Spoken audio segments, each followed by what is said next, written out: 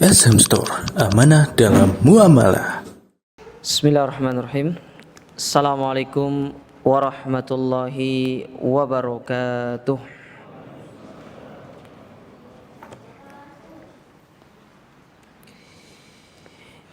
Innal hamdalillah nahmaduhu wa nasta'inuhu wa nastaghfiruh wa na'udzu billahi min syururi anfusina wa min sayyiati a'malina. Man yahdihillahu fala mudilla lahu wa man yudlil fala hadiya lahu. Wa asyhadu an la ilaha illallah wahdahu la syarika lahu wa asyhadu anna Muhammadan abduhu wa rasuluh. Ya ayyuhalladzina amanu taqullaha haqqa tuqatih wa la tamutunna illa wa antum muslimun. Amma ba'du fa inna asdaqal hadithi kitabullah wa khairul hadi hadiyun nabi sallallahu alaihi wa ala alihi wasallam wa syarrul umuri muhdatsatuha fa inna kulla muhdatsatin bid'ah wa kulla bid'atin dhalalah wa kulla dhalalatin finnar. Masyiral muslimin, ikhwani fillah wa akhwati rahimani wa rahimakumullah. Alhamdulillah, kita bersyukur kepada Allah Azza wa Jalla di kesempatan malam hari yang berbahagia ini, dengan izin serta taufik dari Allah Azza wa Jalla, kita kembali dipertemukan dan dikumpulkan oleh Allah di tempat yang mulia ini, di salah satu rumah di antara rumah-rumahnya, di salah satu taman di antara taman-taman surga yang ada di dunia. Dan semoga Allah Subhanahu wa taala mengumpulkan kita kelak di taman surganya bersama dengan Rasulullah sallallahu alaihi wa ala alihi wasallam, dan kita termasuk ke dalam orang-orang yang akan dekat dengan Nabi sallallahu alaihi wasallam. Para jamaah yang dirahmati dan dimuliakan oleh Allah, kembali kita akan melanjutkan kajian kita.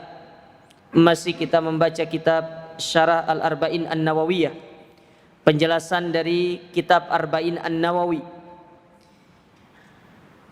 yang ditulis oleh Syekh Muhammad Ibn Shalih Al-Utsaimin. Dan sekarang kita akan masuk ke dalam pembahasan hadis yang ke-8. Hadis yang ke-8, Al-Haditsus Tsamin, hadis yang ke-8.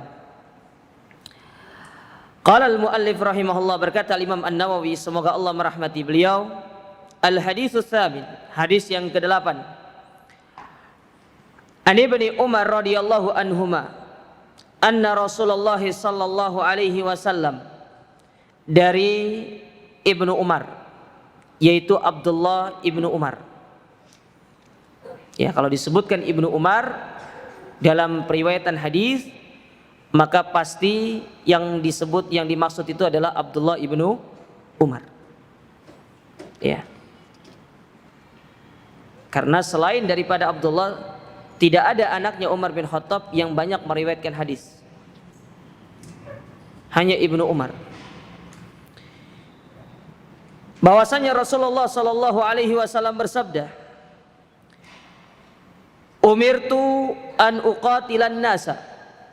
Aku diperintahkan untuk memerangi manusia hatta yashhadu an la ilaha illallah, sampai mereka itu bersaksi, yang pertama, tidak ada ilah yang berhak diibadahi dengan benar melainkan Allah, wa anna Muhammadan Rasulullah, bahwasanya Muhammad itu utusan Allah.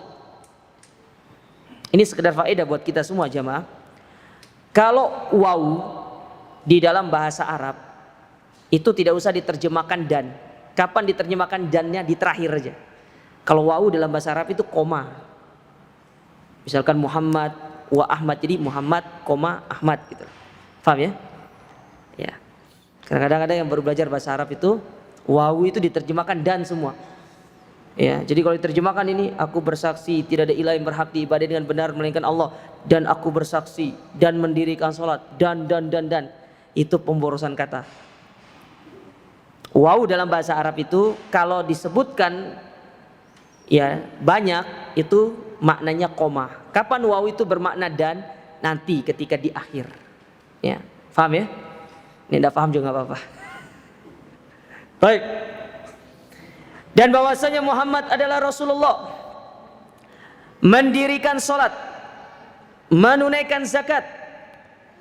Fa idza fa'alu dzalika, dan apabila mereka telah melakukan yang demikian, asamu minni dima'ahum, maka haram, tidak boleh bagi kita untuk satu, mengambil harta mereka, darah mereka. Wa amwalahum, begitu pula harta-harta mereka, illa bihaqil Islam, kecuali dengan cara yang dibenarkan syariat. Ya, nanti akan disebutkan apa yang maksudnya dengan hakul Islam, itu ada maksudnya. Wa hisabuhum 'alallah, dan ya perhitungannya ataupun balasannya kelak di sisi Allah Subhanahu wa taala. Hadis ini hadis yang sahih yang dikeluarkan oleh Imam Bukhari dan Imam Muslim. Kalau Imam Bukhari itu di dalam Kitabul Iman, bab fa in tabu wa aqamus shalah, nomor hadis yang ke-25. Ya, nomor hadis yang ke-25. Adapun Imam Muslim dikeluarkan pada Kitabul Iman, babul amri bi qitalin nasi hatta yaqulu la ilaha illallah Muhammadur Rasulullah, yaitu nomor hadis yang ke-22 dan 36. Nah, itu Imam Muslim. Jadi status hadis ini adalah muttafaqun alaih. Ya. Antum sering dengar hadis muttafaqun alaih? Hadis muttafaqun alaih itu adalah ketika hadis tersebut diriwayatkan oleh Bukhari dan Muslim karena memenuhi syarat periwayatan dari Bukhari Muslim. Ya, makanya hadis tersebut dikatakan dengan hadis muttafaqun alaih. Taib. Nah, ini hadis yang akan kita pelajari pada kesempatan yang berbahagia ini. Nah, kalau kita perhatikan hadis ini jamaah, hadis ini itu hampir sama dengan apa yang diwasiatkan oleh Nabi SAW kepada Mu'ad ibn Jabal dan Abu Ayyub al-Ansari ketika ingin pergi ke negeri Yaman. Kontennya sama. Ketika Mu'ad ingin berangkat, karena kan 2 orang diutus. Mu'ad itu kalau nggak salah ke selatannya, sementara Abu Ayyub al-Ansari itu ke atasnya, ke utara Yamannya, ya, di dekat-dekat perbatasan Saudi. Kalau kalau Mu'ad itu ke bagian selatannya yang mengarah ke lautnya, samudra apa itu? India. Ah, samudra India. Ya. Saya jarang lihat peta makanya tidak tahu ya. Karena kan ada 2 ya lokasinya itu. Nah, Nabi ketika berpesan kepada Mu'ad, apa kata Nabi SAW? Innaka sata'ti qauman min ahlil kitab. Engkau akan mendatangi satu kaum yang mana mereka itu adalah ahlul kitab. Kenapa mereka ahlul kitab? Karena mereka itu di bawah jajahannya Romawi. Di bawah jajahannya Romawi. Antum masih ingat peristiwa Ka'bah dihancurkan itu? Antum hadir di situ? Enggak. Anda juga enggak hadir. Abraha, antum tahu Abraha kan? Abraha itu sebenarnya panglimanya Romawi yang diutus oleh Habasyah dari Ethiopia.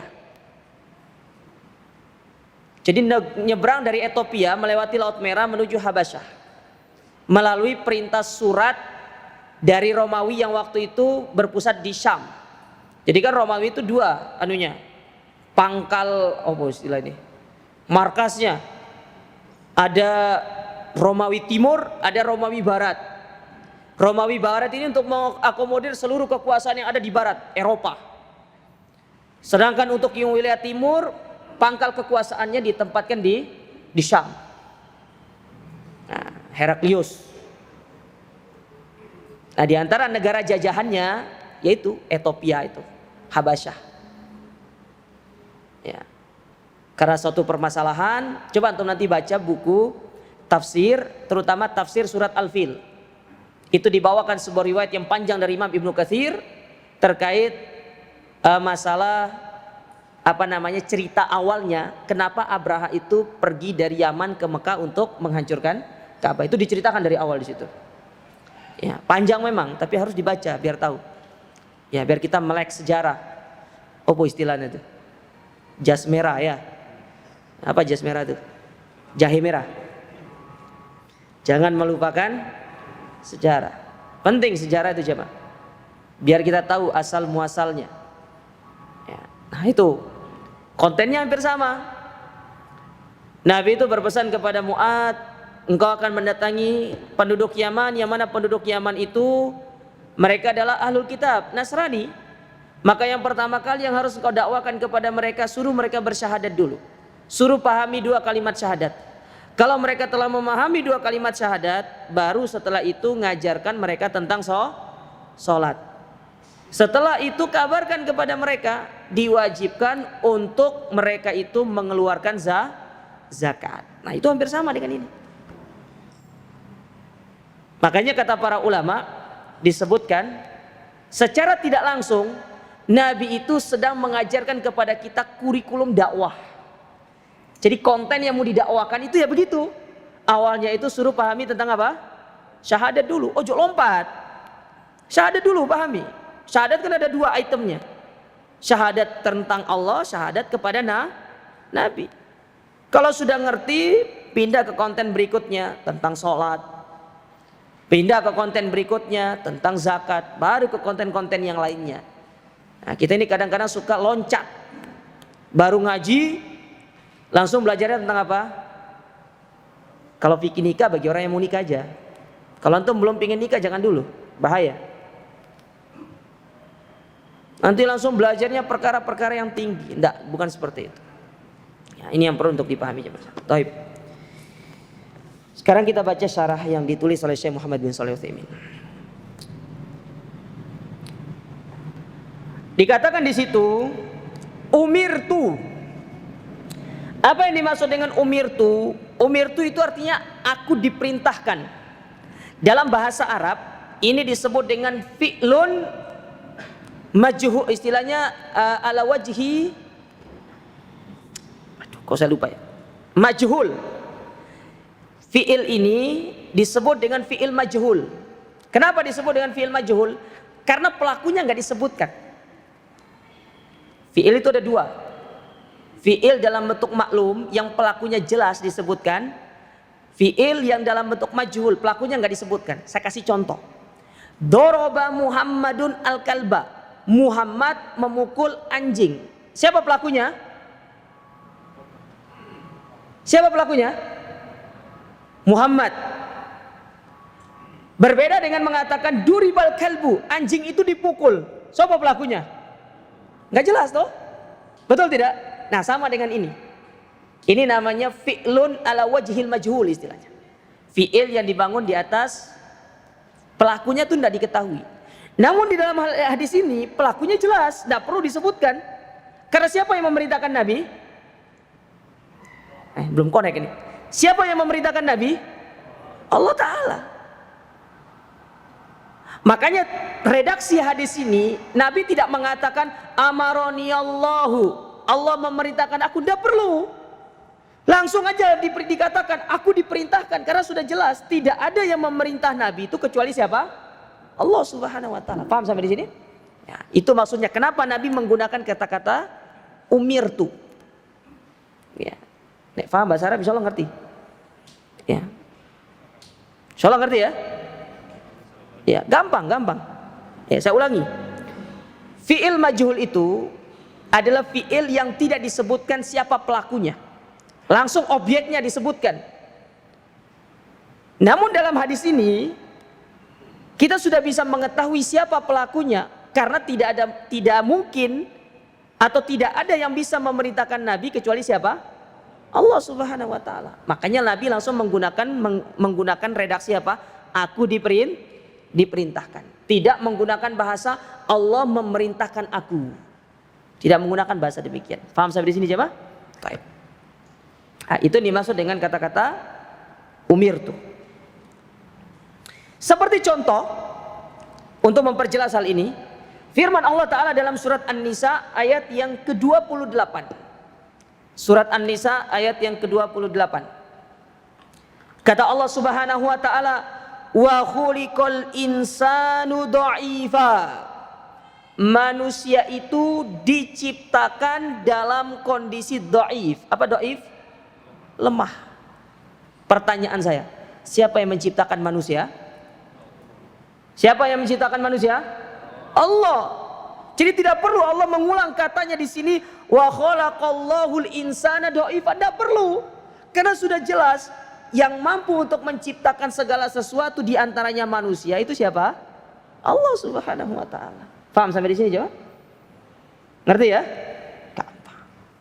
Nah, ini kita belajar secara bahasanya dulu biar kita mendapatkan ilmu yang lebih. Sebenarnya bisa saja kita langsung pindah ke pelajaran yang bisa diambil dari hadis ini, tapi kurang ilmunya. Ya, biar kita bisa istifadah dari kitab ini. Tuh bayangkan antum tidak terasa sudah menghabiskan sekian tuh. Ya, pojok ya. Sisa sekian. Ya. Si panja harus istiqomah. Ya. Istiqomah. Nanti setelah kitab ini cari kitab lain. Bila perlu yang berjilid-jilid. Ya. Udah habis-habis lah. Tapi kalau antum lihat majelisnya para masyayikh itu, Syekh Abdul Muhsin, beliau kan ahli hadis ya.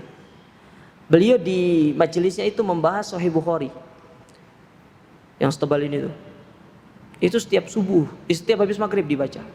Habis maghrib dibaca.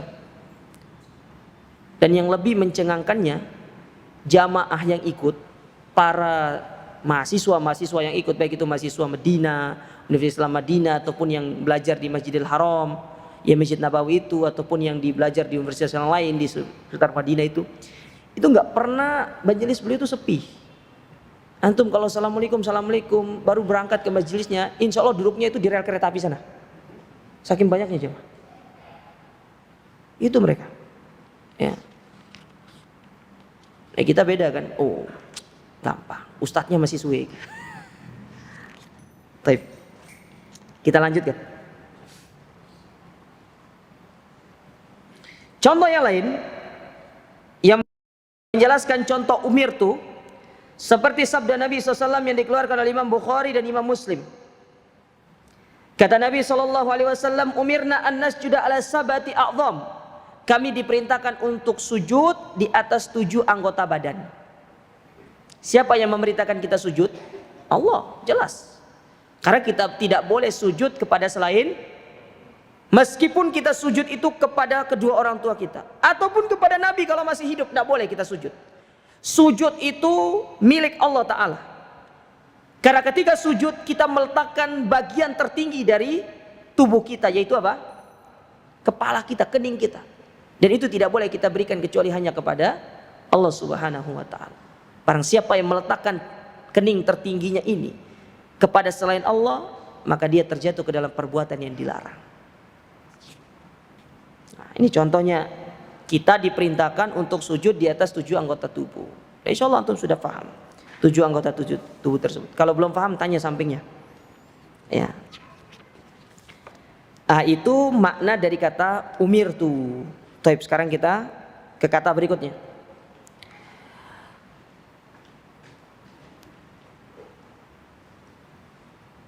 Yaitu kata Nabi SAW, an uqatilan nasa. Aku diperintahkan untuk memerangi manusia. Apa maksudnya di sini? Wal muqatalatu ghairul qatli. Muqatalah itu berbeda dengan qatl. Memerangi itu berbeda dengan membunuh. Kalau memerangi itu terjadi dengan tujuan untuk berjihad di jalan Allah. Tapi kalau membunuh belum tentu karena berjihad. Ada orang membunuh saudaranya bukan karena ingin jihad, tapi gara-gara harta. Kan ada seperti itu kan? Ya. Tapi kalau berkaitan dengan memerangi, itu kaitannya dengan jihad. Makanya kata saya di sini, fal muqatalatu an yas'a fi jihadil a'da hatta takuna kalimatullahi hiyal ulya.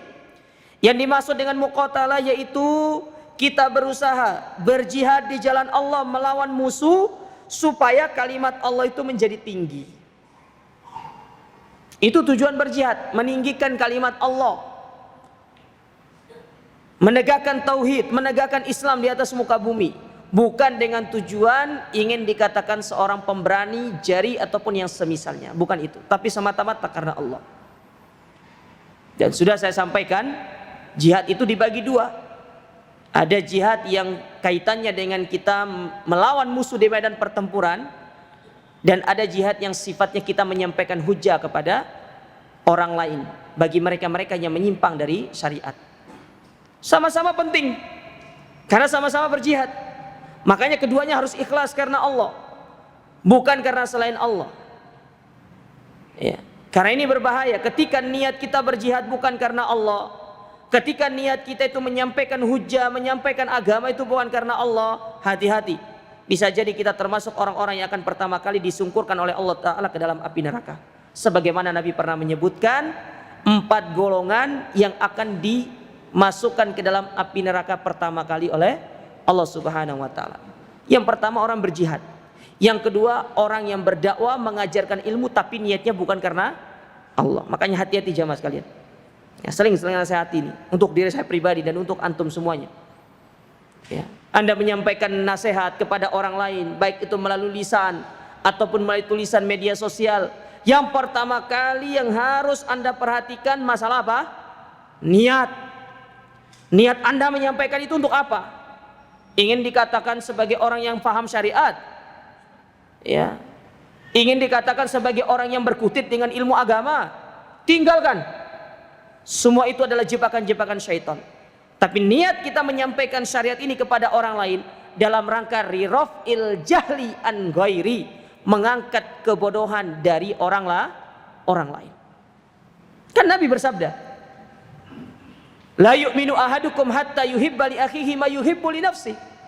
Tidak dikatakan kita beriman kepada Allah sampai saudara kita mencintai apa yang diri kita cintai untuk diri kita rasakan.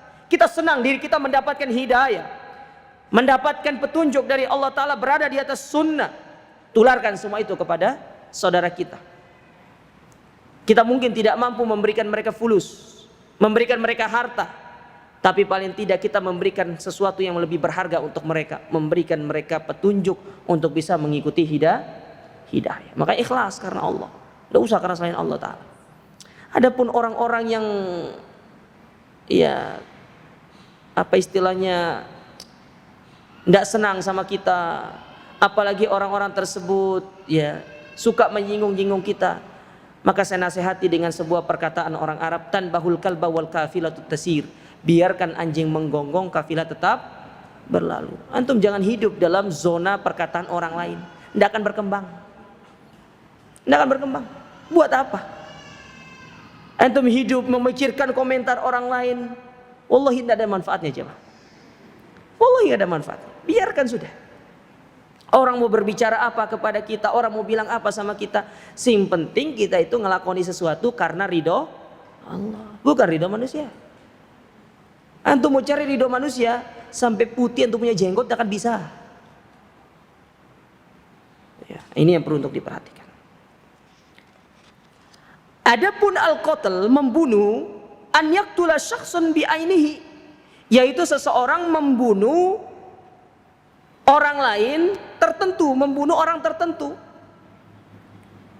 Ya, dan maksudnya bukan untuk jihad. Ya, maksudnya bukan untuk jihad. Makanya kata Syekh, adapun membunuh itu sifatnya adyak, lebih sempit maknanya. Adapun jihad dia maknanya lebih luas. Karena bisa saja kita membunuh musuh kita kalau dia tetap menunjukkan peperangan kepada kita. Tapi kalau mereka tidak mau menunjukkan peperangannya dan memilih untuk masuk dalam agama Islam, maka tidak boleh kita membunuh mereka. Ya, karena memerangi itu bukan harus dengan membunuh. memerangi itu bisa dengan kita memeranginya dengan hujjah. Bisa dipahami sampai sini jamaah ya? Baik.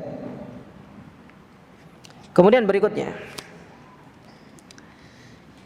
yaitu sabda Nabi SAW, hatta yashhadu an la ilaha illallah. Apa yang dimaksud dengan kalimat hatta yashhadu an la ilaha illallah? Yang pertama, hatta yashhadu, ay hatta yashhadu bi alsinatihim wa bi qulubihim, sampai mereka itu bersaksi dengan lisan dan hati mereka. Karena ingat, bersaksi dengan lisan saja tidak cukup memasukkan orang ke dalam agama Islam. Kalau seorang hanya bersaksi dengan lisannya, maka itu termasuk orang munafik. Orang munafik mengucapkan dengan lisan, tapi hatinya mengingkari. Faham sampai di sini jemaah? Adapun orang beriman itu dengan lisan dan hatinya. Apa yang diucapkan oleh lisannya dibenarkan oleh hatinya. Dia membenarkan apa yang dia katakan dengan lisannya. Dan apa yang dibenarkan oleh lisannya itu dia harus wujudkan dalam bentuk amal perbuatannya. Makanya konsekuensi ketika seorang mengucapkan asyhadu alla ilaha illallah, apa konsekuensinya? Dia harus meninggalkan segala ibadah-ibadah yang dia sembah sebelumnya dan beribadah hanya kepada Allah Subhanahu wa taala. Itu konsekuensinya. Makanya kenapa Abu Jahal itu tidak mau mereka mengucapkan syahadat itu? Karena mereka mengetahui akan konsekuensinya. Berbeda di zaman sekarang. Orang zaman dulu, orang-orang musyrikin jahiliyah zaman dulu ngerti maknanya. Itulah yang menyebabkan mereka tidak mau mengucapkan syahadat. Tapi orang sekarang banyak mengucapkan tapi tidak tahu maknanya. Itu menunjukkan kejahilan dari kaum muslimin yang mereka tidak mengerti akan syariatnya. Syariat itu bukan hanya sekedar kita tampang nama di dalam KTP kita. Agamanya apa? Islam. Anak muslim, hanya pakai kaos tulisannya apa? Muslim gitu, kenapa lagi? Oboh. Ya, bangga jadi muslim. Fraud di muslim ya? Gitu-gitulah. Bangga jadi muslim. Tapi giliran ditanya, apa makna syahadat? Nggak ngerti.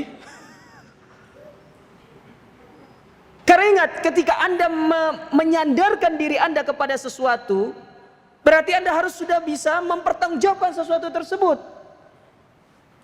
Tidak bisa hanya sekedar menyandarkan diri, tidak bisa. Karena butuh pertanggungjawaban. Anda bangga menjadi seorang muslim, Anda bangga menjadi seorang yang mengikuti manhaj Nabi SAW. Bukan hanya sekedar bangga, semua orang bisa berbangga. Sekedar mengklaim, semua orang mampu. Tapi yang memberatkan orang itu adalah praktek amalia, ya, wujud nyatanya di dalam bentuk kita melakukan satu amalan jemaah sekalian. Saya kasih contoh. Banyak orang paham firman Allah Ta'ala, laqad kana lakum fi rasulillahi uswatun hasanah. Tapi banyak orang yang tidak mampu menjalankan hakikat dari ayat tersebut. Antum kalau tanya kaum muslimin, tahu nggak tentang ayat itu? Tahu. Tahu nggak maksud dari ayat itu? Jarang ada yang tahu. Mentok-mentok apa? Oh, Nabi itu uswah kita. Iya, kalau tahu Nabi uswah kita, terus apa yang harus kita lakukan? Kita sudah tahu Nabi kita uswah kita ini. Terus realisasinya apa? Antum tahu Nabi itu adalah panutan antum. Apa yang harus antum lakukan terus setelah itu? Hanya sekedar mengatakan Nabi uswah kita? Sudah sampai di situ. Ya. Makanya butuh bukti. Ya, sama dengan kalimat ini. Banyak orang ngerti, banyak orang bisa mengucapkan kalimat ini. Bahkan gede-gedenya ditempelkan di mobil. La ilaha illallah. Ya. Tapi coba tanya maknanya. Mentok-mentok jawabannya apa? Terjemahan. Di mana diambilnya? Di acara adzan maghrib dan subuh di televisi. Saya tuh heran, kenapa adzan subuh sama maghrib aja di televisi itu? Kok isya, zuhur, asar itu enggak ya? Mungkin ada dari mantan yang kerja di televisi di sini. Kenapa cuma 2 waktu saja? Apakah kita sholat itu cuma 2 waktu?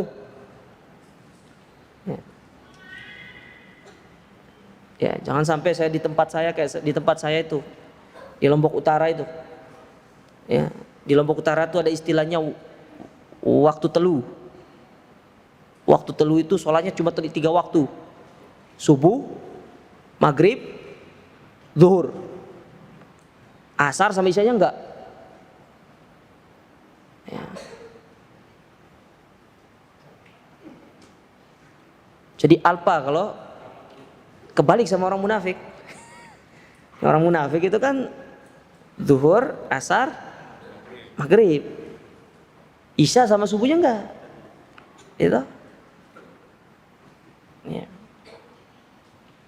Nah ini dia. Jadi bersaksi dengan apa? Dengan lisannya, dengan hatinya. Lakin man syahida bi lisanihi usima damuhu wa maluhu wa qalbuhu ila Allah azza wa jalla. Tapi saya mengatakan di sini, akan tetapi ketika seorang hanya bersaksi dengan lisannya, sementara mungkin hatinya kita tidak tahu, kita kan tidak bisa melihat hati orang, kita hanya bisa menilai dengan secara zahirnya lisannya, maka itu sudah cukup bagi kita menilai dia sudah masuk ke dalam agama Islam. Adapun urusan hatinya itu serahnya kepada siapa? Allah Ta'ala. Urusan dia hatinya enggak mengikuti, urusan hatinya itu enggak selaras dengan lisannya, itu urusan dia dengan Allah Ta'ala. Dan kita tidak boleh langsung mengatakan engkau munafik hanya dengan lisan, enggak boleh jemaah. Hanya kita menilai secara zahirnya. Karena urusan hati itu adalah urusan Allah. Beda di zaman Nabi. Nabi itu tahu ini orang-orang munafik karena diberikan apa? Wahyu. Lah antum siapa memberikan wahyu? Siapa yang memberikan antum wahyu? Hah? Pak Wahyu. Ada Pak Wahyu di sini. Kalau ada Pak Wahyu saya kasih hadiah. Siapa yang tetangganya Pak Wahyu? Antum? Oh enggak. Nama adiknya Wahyu siapa? Ada. Kasih hadiah, kasih hadiah.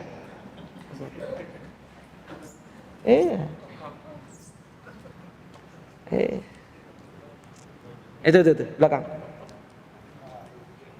Siapa yang mertuanya Pak Wahyu? Hah?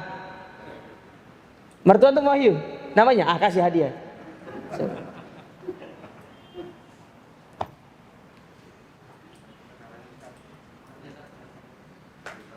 Siapa nama istrinya Wahyu nih? Tuh, tahu.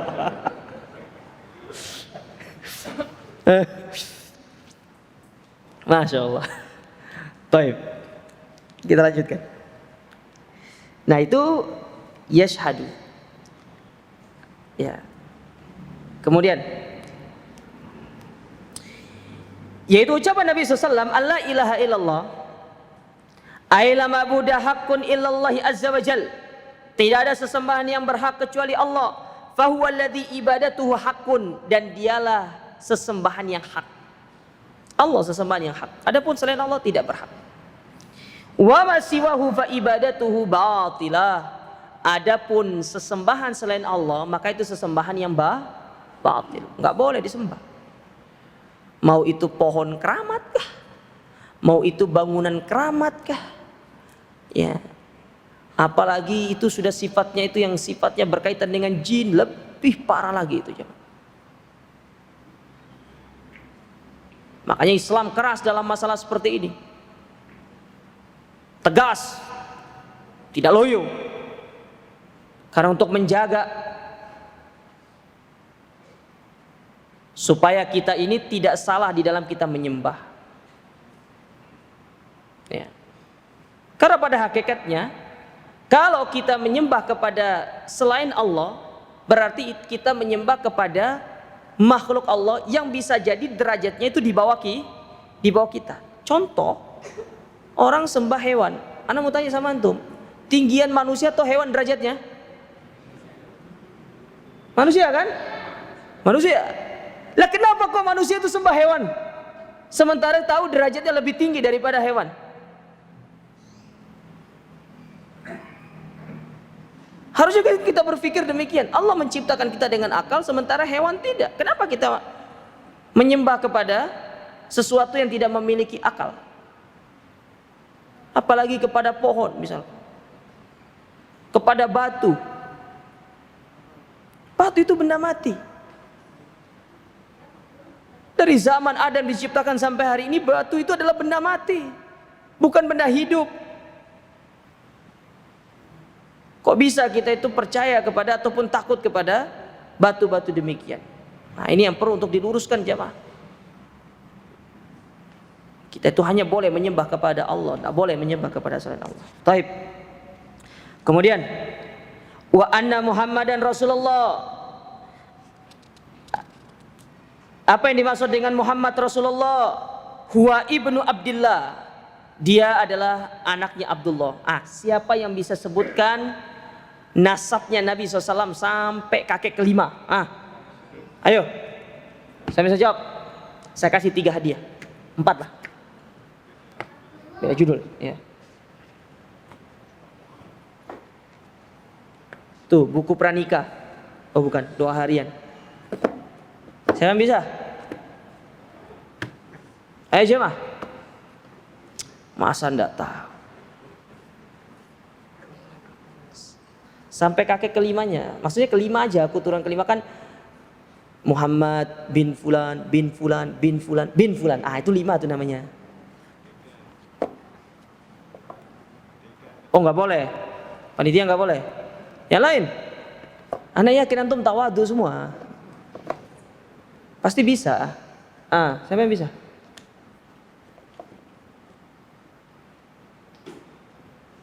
Ayo.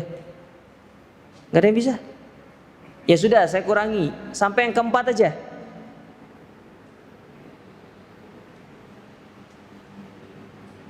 Antum udah hafal nama Nabi antum? Silakan.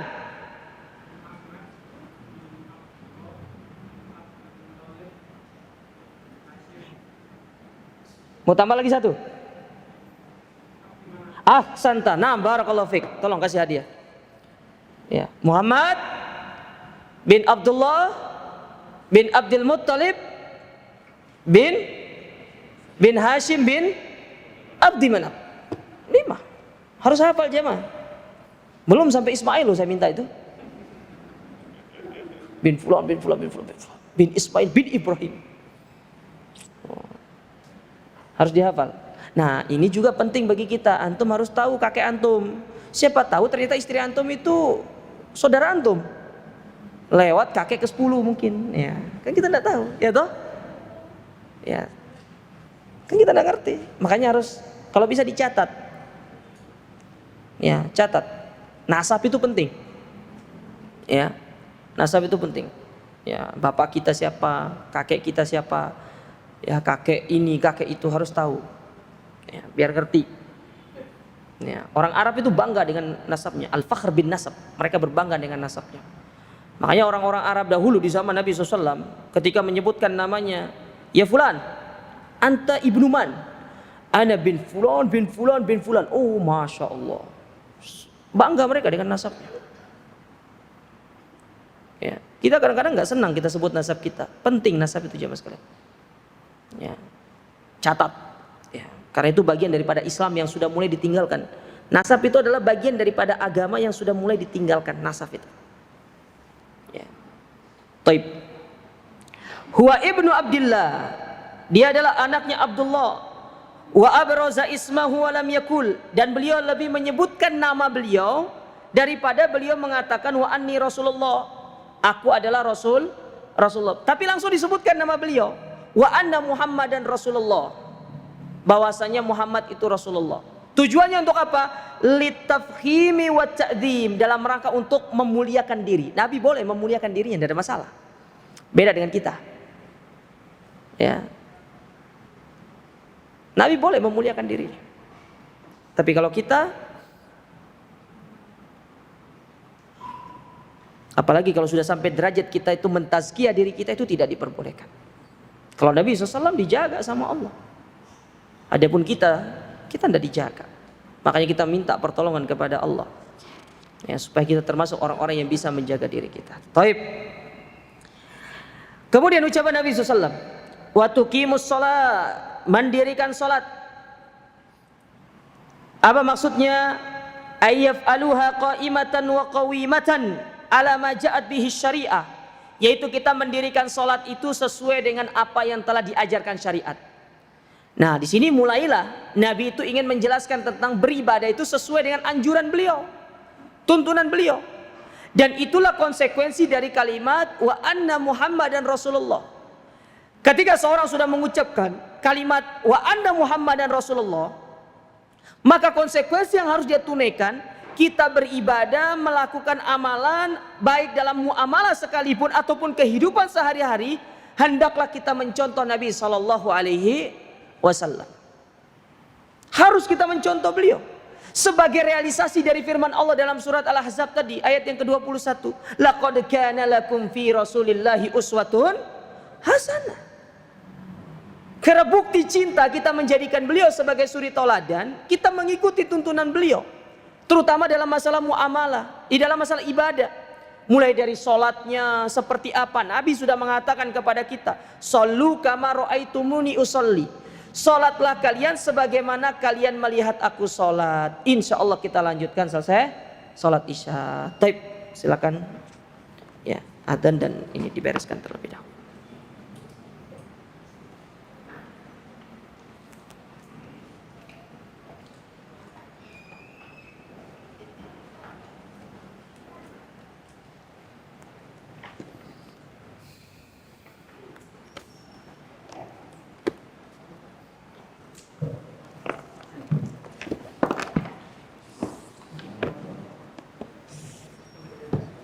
Allahu Akbar, Allahu Akbar, Allahu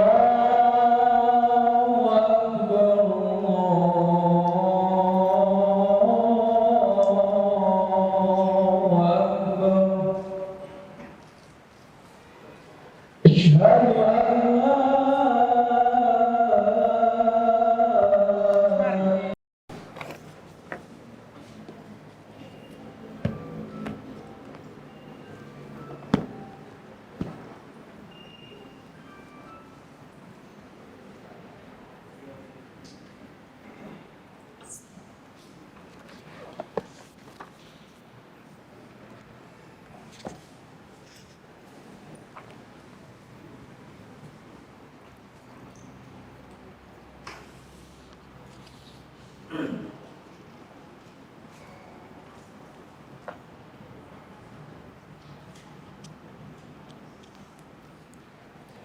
Alhamdulillah wassalatu wassalamu ala rasulillah amma ba'd. Kita lanjutkan kembali kajian kita, yaitu sampai pada ucapan Nabi SAW, wa yuqimus shalah, dan mendirikan salat. Yang mana salat yang harus kita kerjakan ini, yang kita kerjakan ini harus sesuai dengan tuntunan beliau. Wassalatu huna ammah, dan salat yang dimaksud di sini adalah umum. Ya, umum. Lakinnal murad biha khas. Akan tetapi yang dimaksudkan dalam hadis ini secara umum, atau yang dimaksudkan dalam hadis ini adalah yang sifatnya khusus, yaitu salat 5 waktu. Karena salat 5 waktu kalau ditinggalkan berdosa. Tapi kalau salat sunnah kita meninggalkannya, maka itu tidak ada masalah. Akan tetapi orang yang ihtimam, al-multazim, berpegang teguh dengan syariat, dia itu pasti akan sangat perhatian dengan ibadah-ibadah sunnah. Dia akan perhatian dengan ibadah-ibadah sunnah. Adapun dengan ibadah yang wajib, itu suatu hal yang sudah pasti akan dia kerjakan.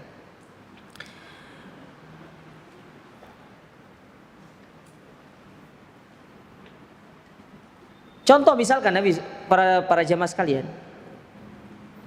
Nabi SAW pernah bersabda, ini satu faedah dari kita memperhatikan ibadah sunnah ya, supaya kita ini lebih semangat.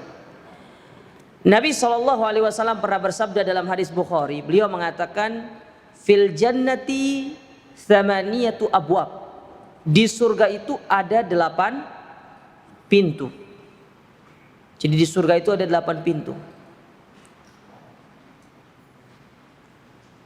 Wa hunaka babun yusamma Rayyan, dan ada satu pintu yang mana pintu tersebut dinamakan Ar-Rayyan. La yadkhulu minhu illa shaim, dan tidaklah yang akan memasuki pintu tersebut melainkan orang-orang yang berpuasa. Satu faedah dari kalangan para ulama kita, mereka mengatakan berpuasa yang wajib itu sudah bisa memasukkan kita ke dalam surga melalui pintu Ar-Rayyan. Sampai di sini paham ya? Kita berpuasa wajib, puasa Ramadan itu sudah mampu menjadikan kita untuk masuk ke dalam surga melalui pintu Ar-Rayyan. Akan tetapi kalau seorang menambahnya dengan puasa sunnah, maka dia lebih besar dan berpotensi lebih besar untuk dia masuk ke dalam surga melalui pintu tersebut. Paham sampai di sini coba? Kalau puasa yang wajib saja itu sudah bisa memasukkan kita ke dalam surga, lebih-lebih kalau tambah puasa sunnahnya, itu kesempatan kita akan semakin besar. Nah, itu dia. Kenapa ibadah sunnah itu perlu untuk diperhatikan, supaya persentase kemungkinan kita untuk mendapatkan hal itu lebih besar. Ya. Seperti puasa sunnah. Ya. Sholat sunnah dan ibadah sunnah yang lainnya, sedekah sunnah, ya, haji, ada haji sunnah katanya. Ada haji sunnah, ada haji wajib. Maksudnya haji sunnah itu umroh maksudnya. Ya, itu maksud. Nah, jadi perlu untuk diperhatikan ibadah sunnah itu, karena dia penting. Selain untuk menutupi kekurangan dari ibadah yang wajib, dia juga sebagai sarana yang akan menjadikan kita berpotensi besar untuk mendapatkan keutamaan yang dijanjikan.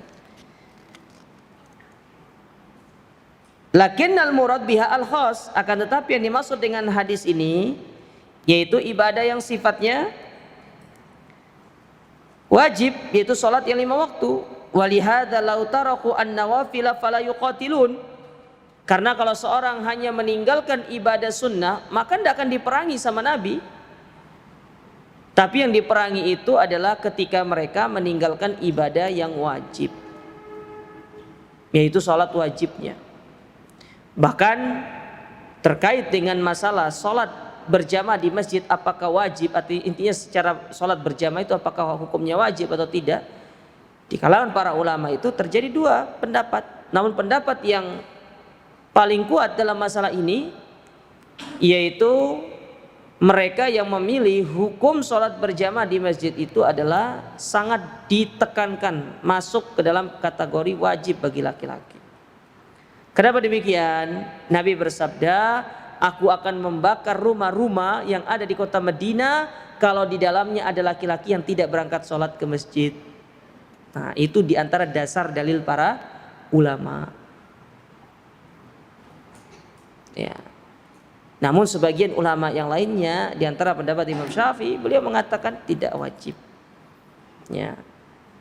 Namun jumhur ulama memilih pendapat yang wajib. Wallahu a'lam, dalam hal ini kecondongan saya pribadi itu lebih kecondongan kepada sholat laki-laki itu hukumnya adalah di masjid. Ya, maka tolong dijaga, penting. Kemudian ucapan Nabi SAW, wa yu'tuz zakat, mengeluarkan zakat setelah sholat ke zakat. Ayutuha mustahiqoha, yaitu memberikannya kepada yang berhak menerima zakat. Ada berapa orang? Angkat tangan.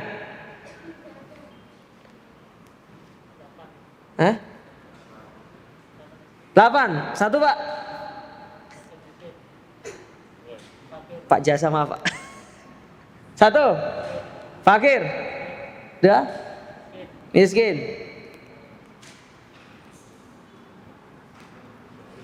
Nah. Ayo. Karena saya mau kasih hadiah kepada Pak Jasa, karena tadi sudah menjawab duluan tidak masalah, tapi beliau yang akan menyempurnakan. Tolong kasih ke beliau. Sana itu Pak. Enggak apa-apa. Ah, itu lagi. Ke beliau. Itu belakang Pak Jasa. Ya. 2 Pak, 3. Belum selesai beliau ini.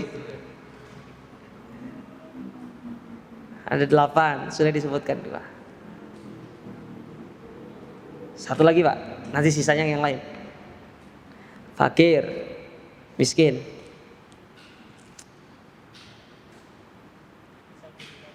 Fisabilillah. Taib. Sisa 5. 6, siapa jawab? Angkat tangannya. Ayo. Masa tuh data. Boleh nyontek dah. Surat At-Taubah ayat 60. 60 kalau nggak salah itu. Posisi sebelah kiri paling bawah. Nggak bawah-bawah banget sih. Atas dikit. Hah? Angkat tangannya. 1. Hah? Mu'allaf. Mu'allafatu qulubuhum.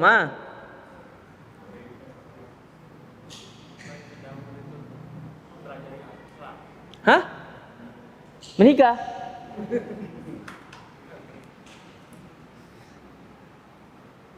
Benar nggak surat At-Taubah ayat 60 kan? Ya. Baru 4. Beliau sudah 3, antum 1. Tidak mungkin Anda kasihnya sepotongnya buku ini, tidak mungkin. Paling nggak jawab 2. Satu lagi.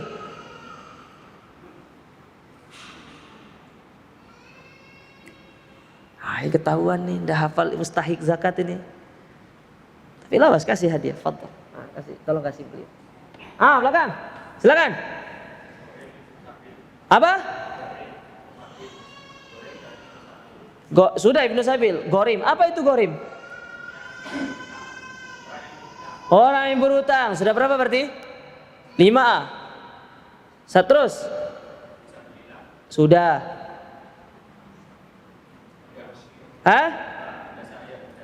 Hamba saya yang ngapain? Nah, harus jelas budaknya untuk ngapain dulu?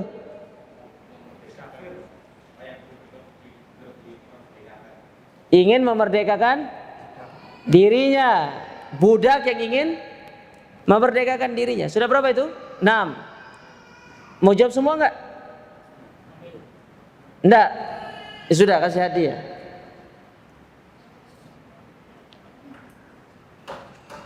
Tolong kasih hadiah. Belakang. Tinggal 2. Oh tuh, ngurus zakat. Satu lagi Pak. Ya al-musafir. Sant, masya Allah. Yang ini aja. Baik. Iya. Nanti dilihat di dalam surat At-Taubah ayat yang ke-60. Ya. Ada 8 orang. Nah, itu diberikan kepada yang berhak. Wa zakatu hiya an-nasibul mafrud fil amwaliz zakawiyah. Zakat itu adalah bagian yang wajib yang harus dikeluarkan dari harta. Itu zakat. Kalau dilihat dari pengertian Syekh di sini, itu lebih ke arah zakat mal. Zakat mal. Kalau zakat fitrah wajib bagi setiap muslim, apalagi mereka yang memiliki kemampuan. Ya. Ini lebih ke arah zakat mal. Mana contohnya? Fa fid dhahabi masalan wal fiddah, seperti dalam masalah emas. Emas. Berapa zakatnya? Wajib zakatnya? Siapa yang jawab barusan? Pak Jasa lagi? Wah. Yang lain? Antum masa kalah sama beliau? Jiwa muda. Beliau itu usia tua tapi jiwa muda. Berapa? 83. Itu tadi sudah jawab 85 sebenarnya. Yang betul itu berapa? 85 gram emas. Dengan nisab setahun. Misalkan antum beli emas 85 gram nih. Tanggal sekarang. Tanggal berapa sekarang misalkan? 20 Oktober. Ya. Sebenarnya hitungannya hijriah harusnya. Air emas itu antum pelihara. Pelihara. Siapa mau bahasa? Simpan. Sampai setahun berikutnya emasnya tetap 85 gram emas. Tetap 85 gram. Maka di situ antum sudah wajib mengeluarkan zakat. Tapi jangan sampai membuat hilah, membuat tipu daya seperti orang Yahudi. Sudah mau mencapai haulnya setahun, dijual emasnya. Akhirnya berkurang 85. Nanti kalau sudah selesai dibeli lagi. Ada yang seperti itu. Untuk terhindar dari apa? Zakat. Nggak boleh seperti itu. Itu nakalan orangnya. Orang Yahudi itu gitu. Orang Yahudi itu Allah larang mereka untuk pergi berburu di hari apa? Hari apa? Hari Sabtu. Mereka tidak berburu hari Sabtu, tapi pasang jaringnya hari Jumat. Kapan diambil? Hari Ahad. Orang Yahudi itu gitu. Makanya jangan nakalan seperti orang Yahudi. Kalau memang sudah saatnya 85 gram itu sampai setahun, keluarkan. Insya Allah di balik semua itu ada hikmah yang lebih besar, jemaah. Ya, tidak usah khawatir. Kalau antum pendem, lalu antum meninggal, harta itu bukan punya antum lagi. Punya siapa? Ahli waris. Yang punya antum itu yang sudah antum infakkan, itu punya antum. Kalau yang antum simpan, jangan mengklaim itu punya kita, jemaah sekalian. Itu akan menjadi ahli waris kita, yang akan menjadi milik ahli waris kita, yang akan membaginya.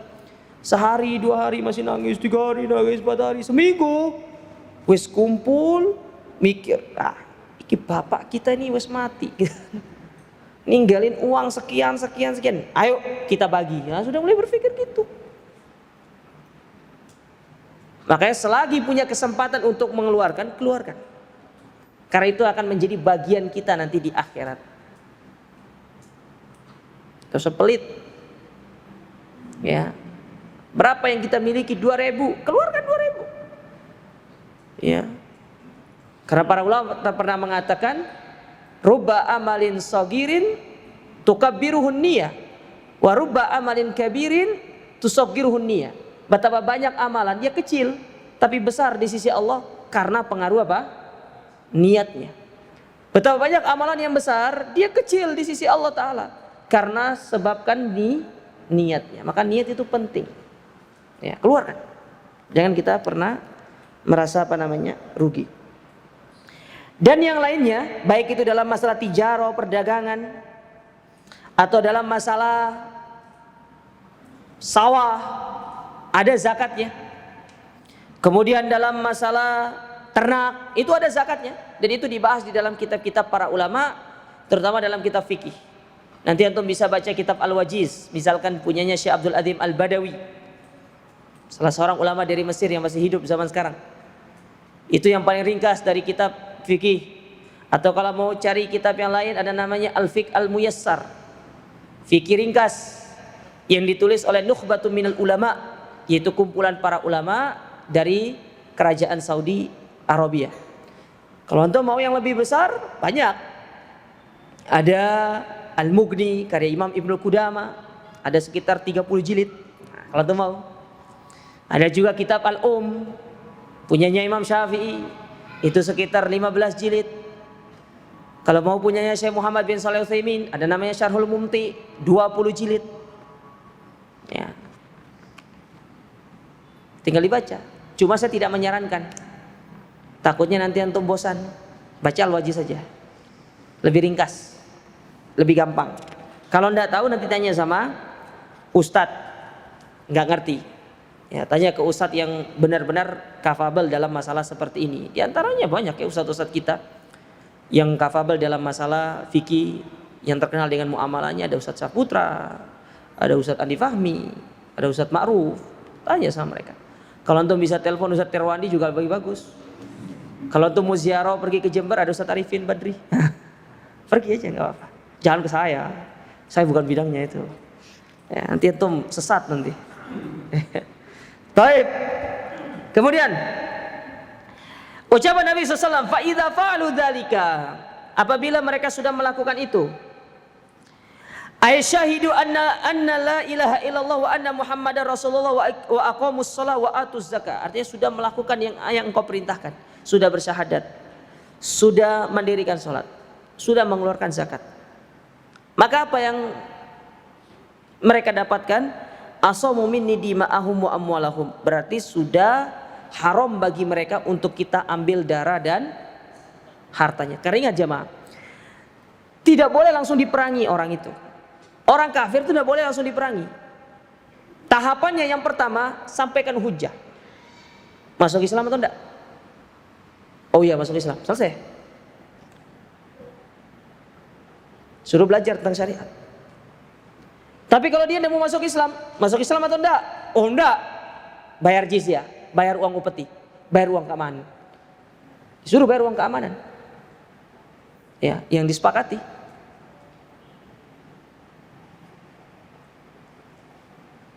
Kalau mereka membayar uang keamanan, maka mereka itu masuk ke dalam perlindungan kaum muslimin, tidak boleh diperangi. Tidak boleh. Dan itu bisa kita kiaskan seperti orang kafir masuk ke negara Islam, masuk ke negara Indonesia misalkan. Negara Indonesia ini antum harus katakan dia negara Islam. Jangan ragu. Meskipun tidak berhukum dengan hukum Islam, tapi negara Indonesia adalah negara Islam. Ya. Karena banyak di luar sana yang mengatakan Indonesia bukan negara Islam. Kita katakan Indonesia adalah negara Islam dan itu diakui oleh para ulama. Indonesia adalah negara Islam dengan jumlah kaum muslimin terbesar di dunia. Ya. Saudi gimana Ustaz? Semuanya Islam. Penduduknya Saudi itu sama lebih banyak penduduknya Surabaya, nggak saya tahu. Saudi itu 28 juta. Surabaya berapa? 40. Hah? Ya Jawa Timur, salah. Surabaya. Jawa Timur, lebih banyak Jawa Timur daripada Saudi itu. Jadi kalau kita pergi ke Saudi itu masih satu aturannya, Saudi itu tempat tinggal. Tinggal antum cari tempat tinggal aja. Ya, tapi saya tidak sarankan antum tinggal sama Badui sana, nanti diajak nomaden antum. Ya.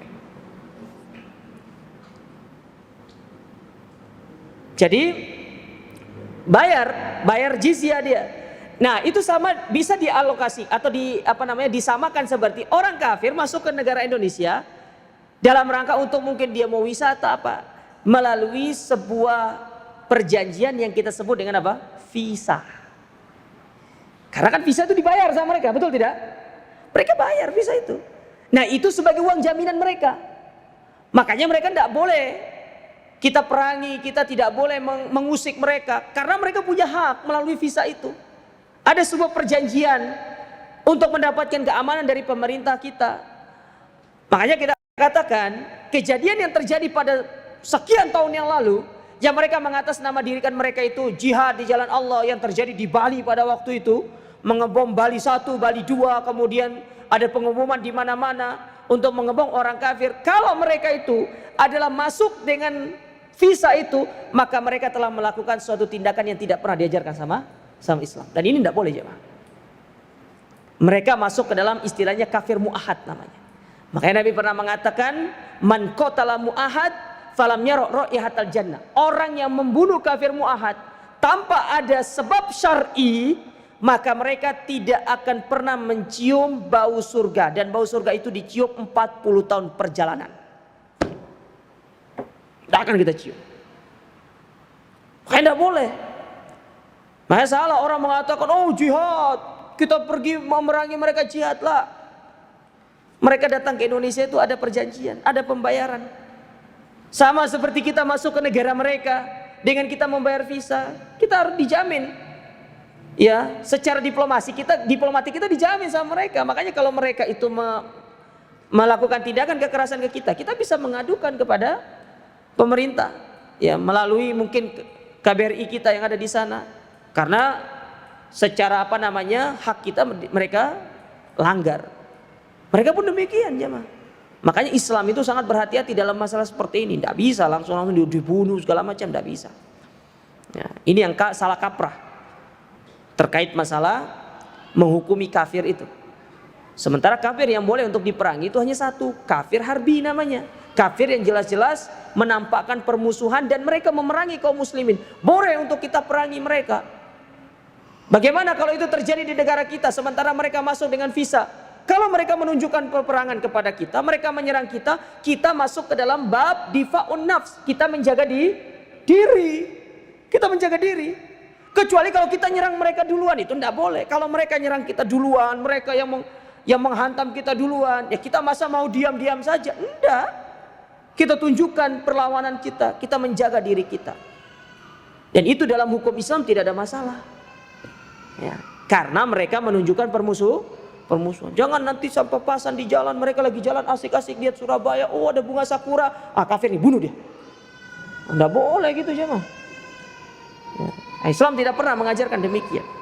Makanya kalau ada tindakan-tindakan yang demikian, mengatasnamakan mereka Islam, Islam berlepas diri dari mereka dan kita berlepas diri dari perbuatan mereka. Nah itulah tugas kita sekarang itu, mengembalikan image-image yang dahulu mereka itu rusak menjadi sebuah image yang baik lagi di tengah-tengah masyarakat, terutama di tengah-tengah orang non-muslim. Itu tugas kita sekarang. Makanya muamalahnya diperbaiki. Kalau punya tetangga kafir, muamalahnya diperbaiki. Siapa tahu dengan muamalah baik kita kepada mereka, sebab mereka masuk ke dalam Islam. Oh, pahala besar itu. Kadang kita tidak tahu hidayah itu datang seperti apa jemaah sekalian. Mungkin dengan antum ceramah apa hidayah itu tidak datang. Kadang-kadang dengan terus antum membantu dia, memberikan bantuan kepada dia, apalagi di tengah pandemi seperti ini, dia melihat oh ya orang Islam ini baik ya. Akhirnya dia ada kecondongan untuk belajar tentang Islam. Paham sampai di sini ya, Ma'am? Baik. Kita lanjutkan sedikit. Kemudian kata Nabi SAW, minni dima'ahum wa amwalahum, yaitu darah mereka dan harta mereka haram bagi mereka ketika sudah masuk Islam atau membayar jizyah. Beda hal kalau mereka tidak mau membayar, kita wajib memeranginya. Ini dalam kondisi di tengah pertempuran, bukan di dalam kondisi aman seperti ini. Ya. Fala yahillu an uqatilahum wa astabiha dima'ahum wala an aqdima amwalahum li'annahum dakhalu fil Islam. Maka tidak boleh bagi kita untuk mengambil harta, menumpahkan darah mereka, apalagi mereka sudah masuk ke dalam agama Islam. Karena ingat, kita kembali kepada tujuan syariat ini diutus. Islam diturunkan oleh Allah Ta'ala di atas muka bumi ini dengan tujuan 5 hal yang kita kenal dengan istilah maqasid asy-syariah namanya. Maqasidus syariah. Yang pertama, Islam itu datang untuk menjaga hifdzu an-nafs, menjaga jiwa. Makanya orang yang membunuh hukumannya harus dibunuh. Sehingga tidak mudah untuk kita menumpahkan darah atau menumpahkan nyawa orang lain. Menumpahkan darah kaum muslimin tidak boleh. Itu yang pertama. Yang kedua, hifdzul akal, menjaga akal.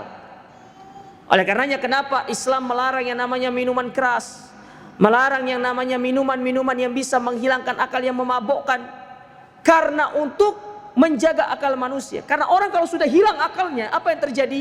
Itulah yang akan menyebabkan dia mudah untuk melakukan tindakan anarkis. Ada suami pulang ke rumahnya dalam kondisi mabuk, istrinya dipukul sampai babak belur.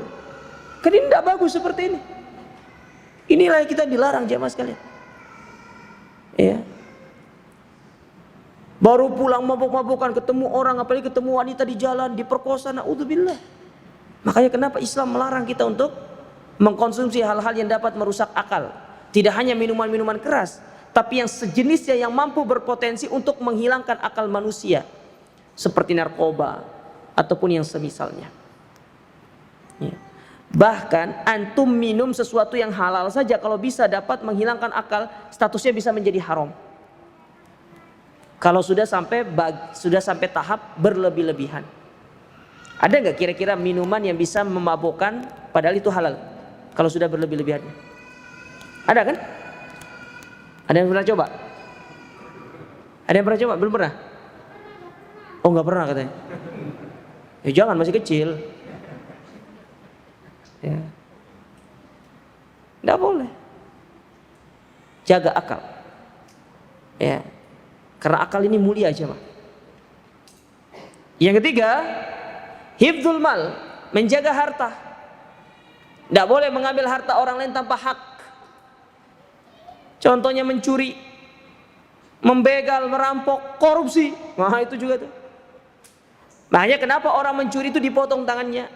Wassariqu wassariqatu faqtu aydiyahuma jazaa'an bima kasab.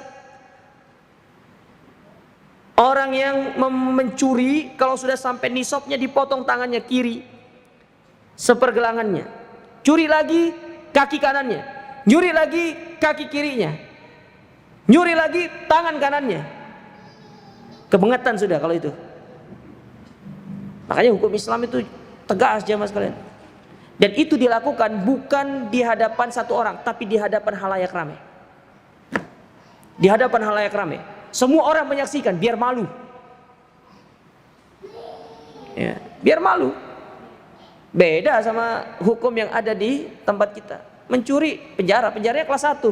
Ada AC-nya, ada TV-nya, koran tiap hari. Ya. Serasa tidak di penjara. Betul tidak? Iya. Tapi kalau Islam enggak, potong.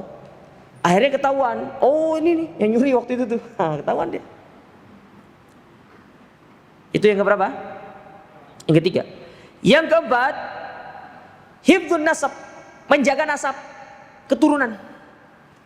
Makanya Allah mengharamkan yang namanya apa? Zina. Karena dengan zina itu dapat merusak nasab.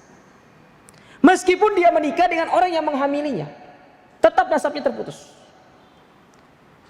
Ada wanita hamil, lalu dia menikah, dan yang menikahinya adalah yang menghamilinya.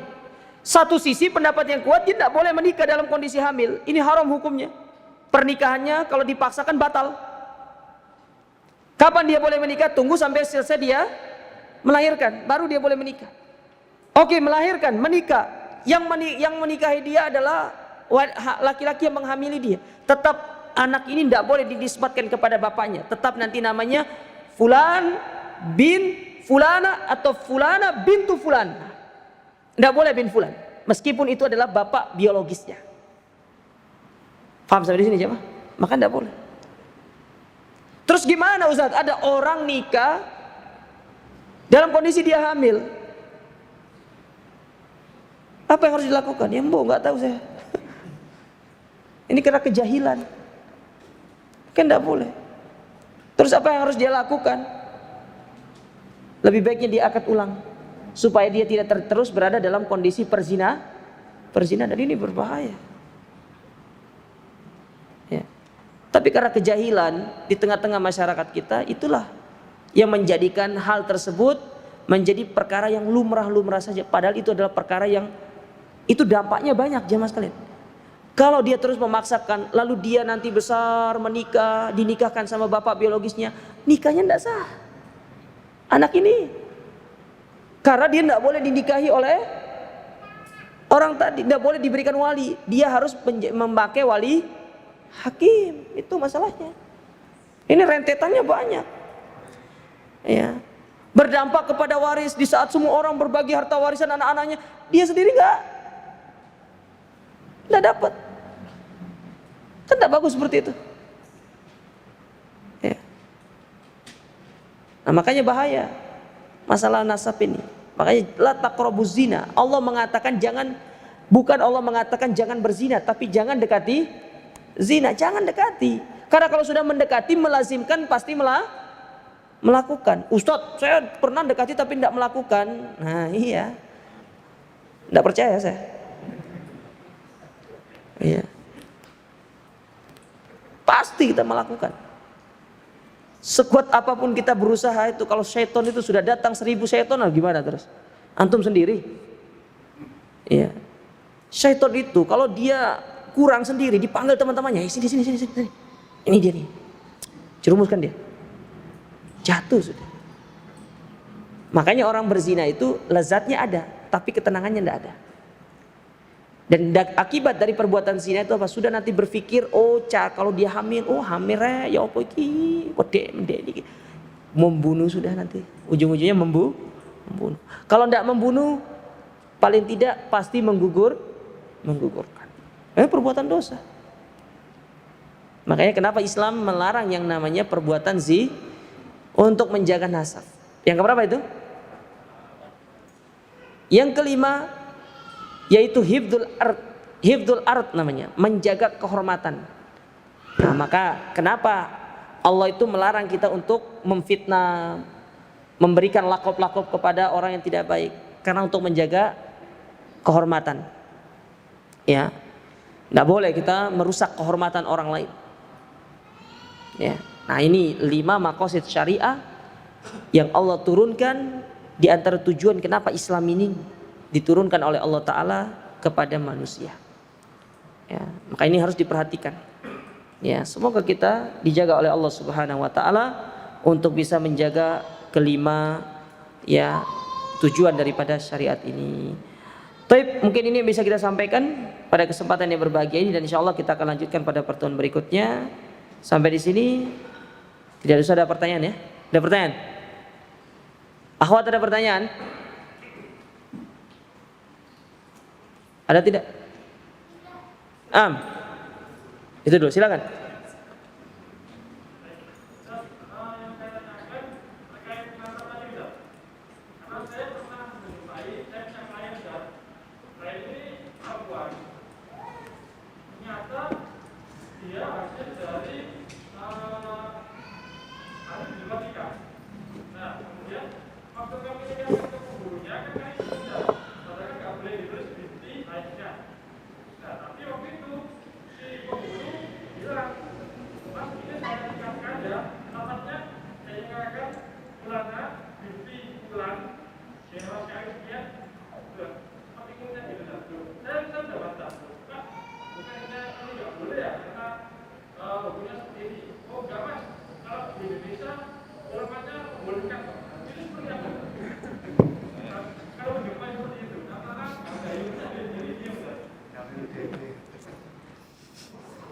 Karep dewe itu. Nggak boleh. Ya nggak boleh. Misalkan ulama Indonesia, Majelis MUI mengatakan, oh diperbolehkan. Tapi ternyata secara dalil tidak diperbolehkan. Antum mau ikut yang mana? Kita ikut dalil dong jamaah. Bukan ikut pendapat. Pendapat itu pun harus dibangun di atas dalil. Kalau dia salah nggak boleh kita ikuti. Kewajiban kita menasehati kepada mereka yang tidak tahu. Ini tidak boleh, harus ditinggalkan. Ya. Makanya perlu ada namanya edukasi kepada masyarakat supaya kita ini tahu akan hal ini. Ini bukan perkara yang sepele loh jamaah. Ini perkara berat ini masalahnya. Perkara berat. Ini akan berpengaruh kepada mahram juga. Dia juga tidak boleh nanti pergi keluar bersama dia nanti kalau dia bukan mahramnya. Ya. Ini berbahaya jemaah sekalian. Ya. Maka hal-hal yang seperti ini coba kita edukasi kepada orang, ajarkan kepada orang, terutama mereka-mereka yang jahil.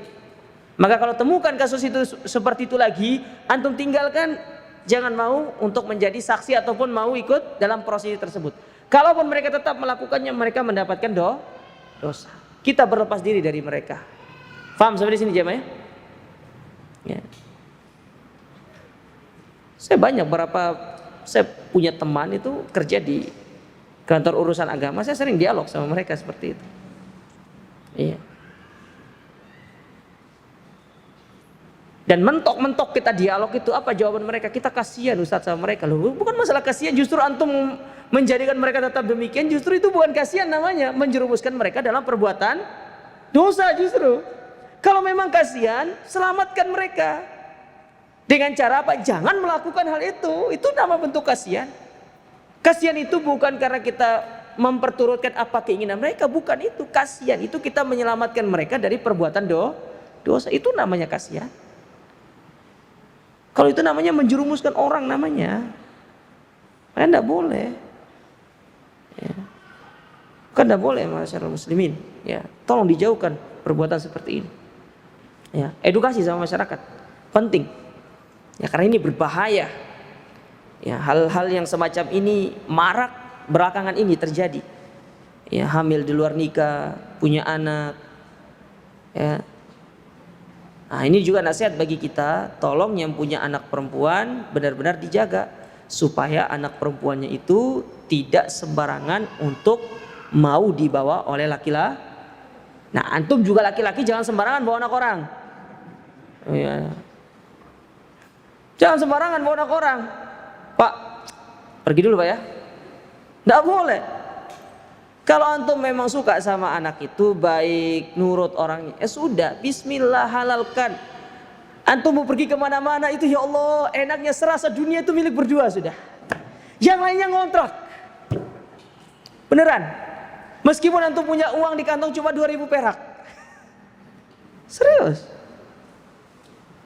Tapi jangan juga hanya sekedar dikasih cinta anak orang itu. Tidak bisa makan dengan cinta itu.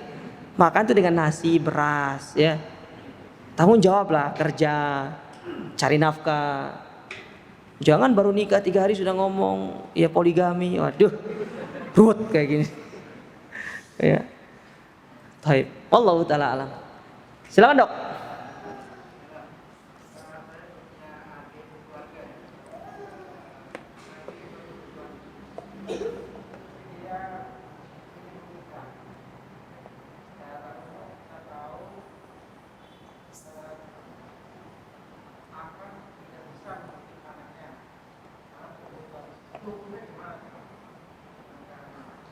Jadi memaksakan dia untuk terus tetap menikah gitu.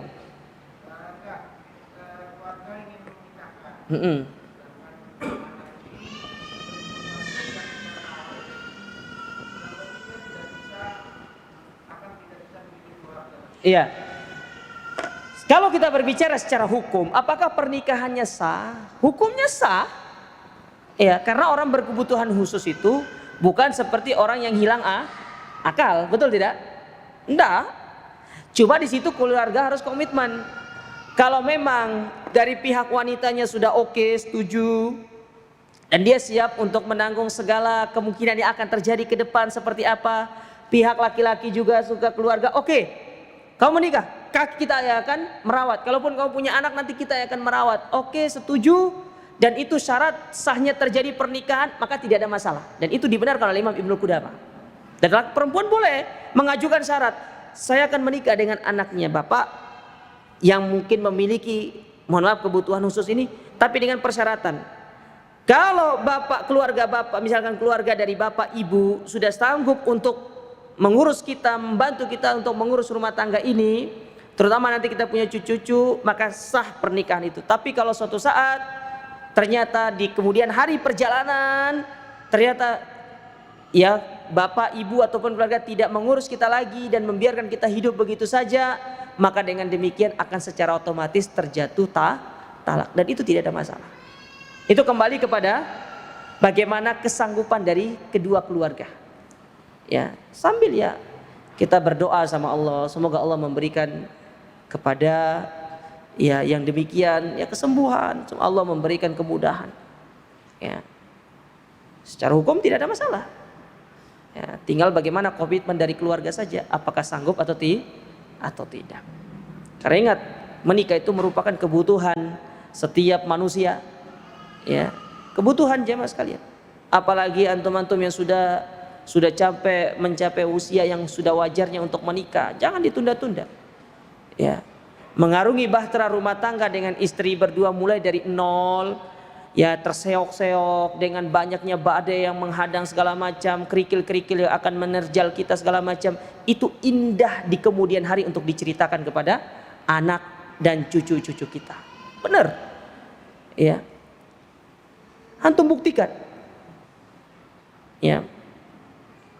Dan perlu saya ingatkan, memang pernikahan itu di usia pertama, kedua, ketiga, keempat, kelima, itulah klimaksnya terjadi ketidakstabilan dalam rumah tangga. Namanya kita kan saling memahami satu dengan yang lainnya. Bayangkan, dua kepala dijadikan satu, itu tidak mudah jemaah. Laki-laki dengan idealismenya dia, perempuan dengan bapernya. Kan ketemu itu gontok-gontokan dalam rumah. Kamu tidak pernah mengerti saya, kurang saya mengerti apa kamu ini, ya kan? Kamu memang tidak pernah berbuat baik sama saya, lu semua dikasih. Makanya kadang-kadang banyak pasangan suami istri yang ketika mereka itu menikah, kebanyakan perkara yang terberatnya itu di awal-awal menikah. Kalau di akhir-akhirnya yang sudah tua, itu biasanya disebabkan karena ya mungkin karena ada orang ketiga, mungkin ada orang keempat, kelima. Ya. Kelima nggak boleh, ketiga, keempat boleh. Ya. Tapi ketika antum bisa melewati semua itu jamaah, apalagi yang masih muda, wah, pasti antum akan memiliki madhab menikah itu enaknya 1%. 99% enak tenan. Buktikan. Ya.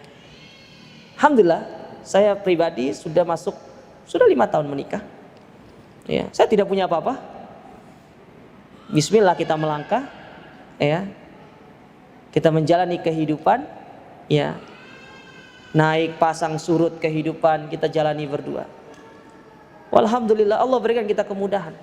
Kalau dibilang ada masalah nggak usah, setiap rumah tangga pasti ada masalah. Jangankan rumah tangga kita, rumah tangga Nabi saja punya masalah. Kalau rumah tangga manusia terbaik di atas muka bumi aja punya masalah, apalagi rumah tangga tapi kita punya suri toladan cara menyelesaikan permasalahan itu. Bisa dipahami jamaah ya? Ya, segera menikah. Setelah ini saya bikin dapat undangan gitu loh ya. Besok gitu dapat undangan, Ustaz tolong nih saya undang. Ya, kayak kemarin saya ada diundang ke Driorejo sana. Nah, salah seorang ikhwan, sering teman-teman kita di sini. Alhamdulillah saya senang. Ya, tapi saya belum mendapatkan undangan untuk menikah yang kedua tuh belum dapat saya ini. Ya kapan ya sekali-sekali gitu kan ya.